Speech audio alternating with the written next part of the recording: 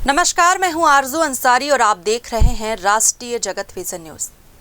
आज के विश्लेषण में हम बात करेंगे मेडिकल घोटाले से जुड़े बड़े सवालों के बारे में कि कैसे लोगों के जान के साथ खिलवाड़ करने वाले मेडिकल घोटाले को अंजाम दिया गया और फिर उसी घोटाले के आरोपियों को बचाने में पूरा प्रशासनिक अमला लग गया, या यूं कहें कि सरकार चेहरे देखकर कार्रवाई कर रही है तो शायद गलत नहीं होगा और कुछ बड़े अधिकारियों को बचाने में ही सरकार लगी हुई है। तो फिर आप इसे क्या कहेंगे?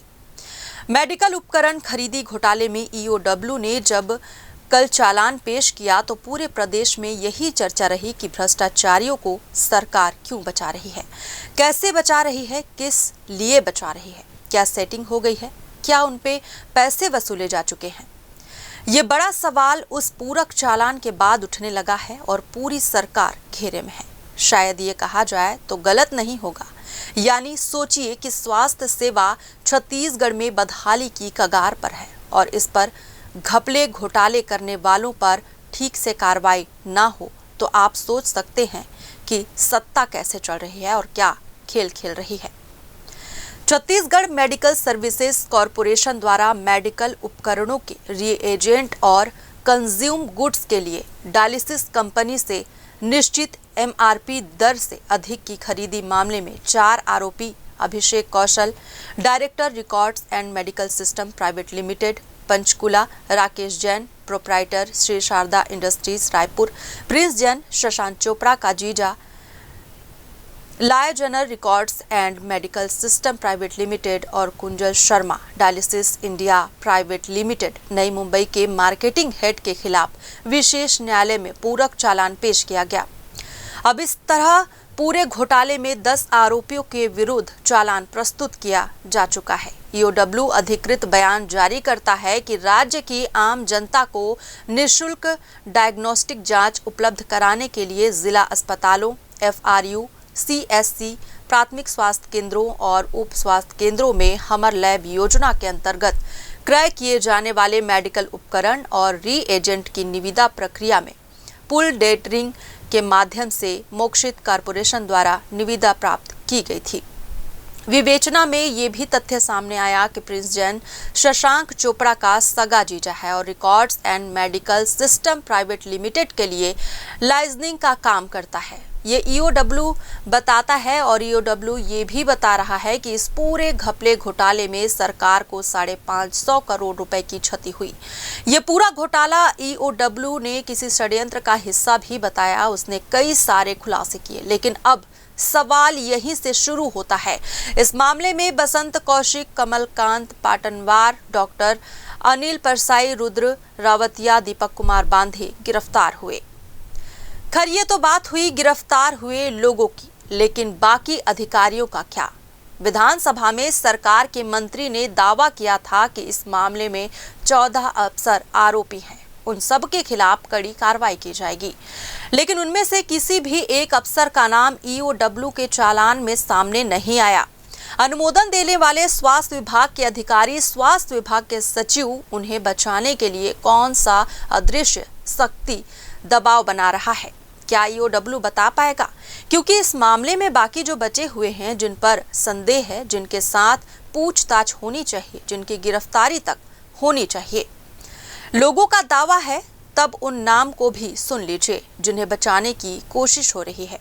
भीम सिंह, चंद्रकांत वर्मा, पद्मिनी भोई साहू आईएएस। इनके आईएएस को लेकर भी विवाद हुआ था जब इन्हें आईएएस मिला था, और इनके अलावा मीनाक्षी गौतम, हिरेन मनुभाई पटेल, आनंद राव, इन सब के बारे में कहा जाता है कि जिन्हें अब तक जेल की सलाखों के पीछे होना चाहिए था और ये अब भी सरकार के नाक के बाल बने बैठे हैं। तो आप समझिए कि क्या खेल चल रहा होगा। यानी स्वास्थ्य जैसे मामले में भी यदि सरकार चेहरे देखकर कार्रवाई कर रही है, उन अधिकारियों को बचा रही है जो सबसे ज्यादा जिम्मेदार हैं, इन कंपनियों ने यदि षड्यंत्र रचा तो उस षड्यंत्र को आगे बढ़ाने में इन अधिकारियों की भूमिका बहुत अहम थी। तब ये अधिकारी अब तक क्यों बचे हुए हैं? क्या सरकार को जवाब नहीं देना चाहिए?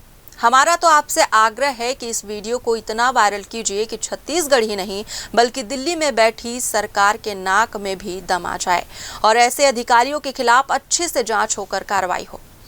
बता दें कि छत्तीसगढ़ में मेडिकल घोटाला नया नहीं है। इससे पहले भी पूर्व मुख्यमंत्री रमन सिंह की सरकार के दौरान किस तरह से मेडिकल उपकरणों की खरीदी को लेकर घोटाले हुए थे।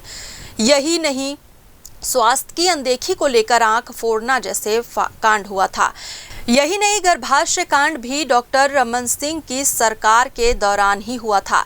नसबंदी ऑपरेशन को लेकर भी कांड हुआ था। तो क्या हम ये मान ले कि भारतीय जनता पार्टी की सरकार जब जब सत्ता में आएगी मेडिकल को लेकर इस तरह के घपले घोटाले होते रहेंगे या आरोपियों को बचाने का खेल चलता रहेगा? और डॉक्टर रमन सिंह के कार्यकाल के दौरान हुए उन घपले घोटाले के कारण भारतीय जनता पार्टी जब सत्ता से बाहर हुई तो 15 सीट पर सिमट कर रह गई।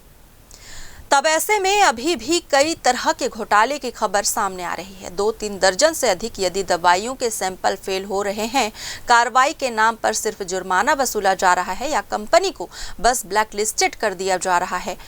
MSME के नाम पर कंपनियों को प्राइवेट करने के लिए काम दिया जा रहा है।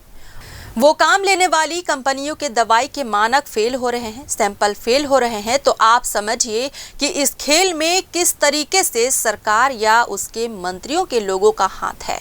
आज तो हम सिर्फ स्वास्थ्य सुविधा मेडिकल घोटाला इसी की चर्चा कर रहे हैं। फिर आने वाले दिनों में हम बताएंगे कि किस तरीके से मेडिकल अस्पताल के निर्माण में भी घपले घोटाले की चर्चा है। किस तरीके से सरकार सुपर स्पेशलिटी हॉस्पिटल तो बनाती है, उसे निजी कंपनी को सौंप देती है। किस तरीके से जांच के सारे काम मनमानी कीमत पर किसी और को सौंप देती है।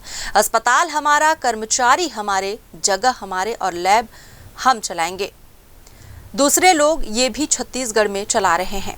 लेकिन आज तो हम बात कर रहे हैं उस CGMSC घोटाले की जिसमें सरकार या EOW बड़े बड़े दावे करती है, लेकिन उन अधिकारियों पर जिनका नाम विधानसभा में गूंजा था उनके खिलाफ कार्रवाई करने के हाथ पैर फूल जाते हैं। एक बार फिर उन अधिकारियों का नाम सुन लीजिए। भीम सिंह, चंद्रकांत वर्मा, पद्मिनी, मीनाक्षी गौतम, हिरण, मनु भाई पटेल, आनंद राव, ये नाम हैं जिन्हें बचाने की कोशिश की चर्चा है।